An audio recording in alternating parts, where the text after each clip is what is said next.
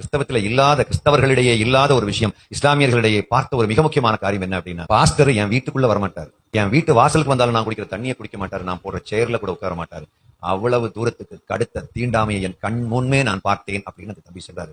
ஆனா இஸ்லாமியருடைய வீட்டுக்கு போனா நடு வீட்டுல வச்சு எனக்கு பிரியாணி எனக்கு பரிமாறினார்கள். என்ன நடு வீட்டுல உட்கார வச்சு அவங்க எந்த டைனிங் டேபிள்ல உட்காருவாங்களோ அதே குஷன் டைனிங் டேபிள்ல என்ன உட்கார வச்சு எனக்கு சாப்பாடு போட்டு என்ன வேடிக்கை பார்த்தாங்க. என்ன தன்னுடைய சொந்த ரத்தமா பார்த்தாங்க சார். ஒரு தடவை நான் மதுரையில பஸ்ல போயிட்டு இருக்கும் பொழுது என்னுடைய இடது பக்கம் அப்ப ஒரு நாள் இப்படி அந்த பக்கத்துல உட்கார்ந்து தம்பிட்ட, தம்பி உங்க பேர் தெரிஞ்சுக்கலாமா அப்படின்னு நான் கேட்டேன். உங்க பேர் தெரிஞ்சுக்கலாமான்னு கேட்ட உடனே, ஐயா நான் வந்து என்னுடைய பழைய பேர் டேனியலுங்க, புதிய பேரு ரமனுல்லாங்க. எனக்கு ஒரு ஆச்சரியம், ரமனுல்லாங்கிற பேர்ல இருந்து டேனியலுக்கு வந்தா ஒரு சுவிசேஷ ஊழியக்காரனாகி எனக்கு தேன் போல இனிக்கும் அல்லவா, ஒரு இஸ்லாமியர் இயேசுவை ஏற்றுக்கொண்டிருக்கிறார் சொல்லலாம் இல்லையா அப்படி. ஆனா அந்த சொல்றாரு, நான் அவர்கிட்ட கேட்கிறேன், நீங்க பிறந்ததே கிறிஸ்டின் ஃபேமிலிங்களா? இல்லங்க ஐயா, நான் பிறந்தது இந்து. நான் சாதியினால பாதிக்கப்பட்டவன். இந்த பாதிப்பிலிருந்து ஒரு விடுதலை எனக்கு கிடைக்குமா அப்படின்னு நான் சிந்தித்துக் கொண்டிருக்கும் பொழுது எங்க ஊருக்கு கிறிஸ்டியன்ஸ் வந்து கிறிஸ்தவ பாடல்களை பாடினார்கள். என் மனதை பறிகொடுத்தேன். அன்றைக்கே நான் கிறிஸ்துவிடம் என்னை ஒப்புக் கொடுத்தேன். சர்ச்சுக்கு போக ஆரம்பிச்சேன். பேப்டிசம் எடுத்தேன். பாஸ்டர் சொன்னபடியெல்லாம் நான் செஞ்சேன்.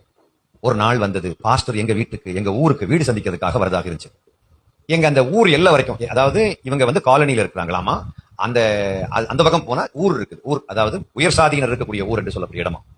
இந்த உயர் சாதியினர் என்று அழைக்கப்படுகிறவருடைய வீட்டுக்கு பாஸ்டர் உள்ள போய் டீ குடிச்சுக்கிட்டு வெளியே வருவாருங்க.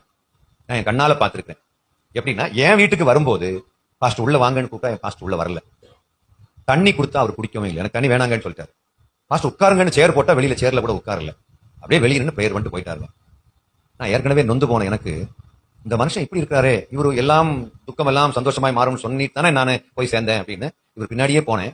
இவருக்கே தெரியாம நான் பின்னாடியே போய் பார்க்கும்போது அந்த ஊர்ல உள்ள மக்களுக்கு வீட்டுக்கு சந்தோஷமா இவர் உள்ள போய் அவர் சாப்பிட்டுட்டு வெளியே போறாருங்க. அப்படியே நான் ரொம்ப துக்கமா இருந்தது இருக்கும்போது அப்பவும் நான் சர்ச்சுக்கு போனேன். அடுத்த வாரம் நான் சர்ச்சுக்கு போனேன். ஆனா ஒரு கனத்த இதயத்தோடு தான் நான் சர்ச்சுக்கு போறேன். அப்படி இருக்கும்போது என்னுடைய என் கூட படிச்ச ஒரு இஸ்லாமிய நண்பர் என்கிட்ட வந்து இந்த உண்மையான கடவுள் அப்படின்னு அல்லாவை பற்றி பேசினாரு. அதாவது இந்த கடவுள் உண்மையா நிஜமான கடவுள் வந்து இப்ப எல்லாம் யாரையும் டிஸ்கிரிமினேட் பண்ண மாட்டாரு. அல்லா கிட்ட வா, அல்லா யாரையும் புறக்கணிக்க மாட்டான். அவங்க காரியங்கள் எல்லாத்தையுமே அவருடைய ஆன்மீகத்தை எடுத்து பேச ஆரம்பிக்கும். இஸ்லாமியருடைய ஆன்மீகத்தை இந்த தம்பி கிட்ட பேச ஆரம்பிச்ச உடனே இந்த தம்பிக்கு ஒரு புத்துயிர் வந்தது போல தோன்றியது. நேரா அவங்களுடைய அந்த இஸ்லாமிய போதகருடைய வீட்டுக்கு கூட்டிட்டு போறாங்க. இந்த தம்பி அங்க உட்கார வச்சுக்கிட்டு அவர் அழகா எல்லாத்தையும் சொல்லி முடிச்சு அந்த தம்பியை சுன்னத்து பண்ணி முஸ்லீமா மாத்தி அவருக்கு ரமனுல்லான்னு பெயர் சூட்டி. அதுல பெரிய ஒரு சர்ப்ரைஸ் என்னன்னா, கிறிஸ்தவத்துல இல்லாத கிறிஸ்தவர்களிடையே இல்லாத ஒரு விஷயம் இஸ்லாமியர்களிடையே பார்த்த ஒரு மிக முக்கியமான காரியம் என்ன அப்படின்னா, பாஸ்டர் என் வீட்டுக்குள்ள வரமாட்டார். என் வீட்டு வாசலுக்கு வந்தாலும் நான் குடிக்கிற தண்ணியை குடிக்க மாட்டாரு. நான் போடுற சேர்ல கூட உட்கார மாட்டாரு. அவ்வளவு தூரத்துக்கு கடுத்த தீண்டாமையை என் கண் முன்னே நான் பார்த்தேன் அப்படின்னு சொல்றாரு.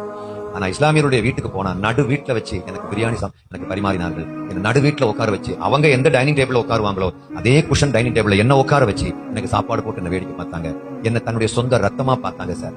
இப்படி வந்ததுக்கு பிறகு நான் திரும்ப கிறிஸ்டியனு, அவர் என்னை கைவிட மாட்டாரு கால விட மாட்டாருன்னு சொல்லல அர்த்தமே கிடையாது. நான் கண்டுபிடிச்சேன் சார்.